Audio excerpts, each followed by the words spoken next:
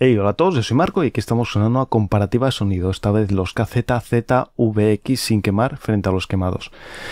Os recomiendo, como siempre, usar auriculares los más equilibrado posible para que no colore la grabación, y también si estás usando un DAC, pues que sea el más equilibrado para que no agregue ni graves ni agudos ni ninguna otra tonalidad a lo que he grabado. También os digo que esta no es una fiel reproducción del sonido que obtendréis, siempre será mejor en persona, pero bueno, es un acercamiento para que lo escuchéis.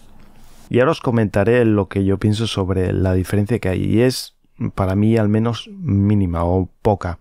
La única diferencia que podemos, yo creo, encontrar es quizás que gana un poco de nitidez en todas las frecuencias, y también que es un sonido como tiene más separación, más espacialidad, entonces se diferencia un poco mejor los sonidos, pero tampoco es una diferencia, bueno, muy grande. Ya me diréis en los comentarios si notáis alguna diferencia vosotros o no.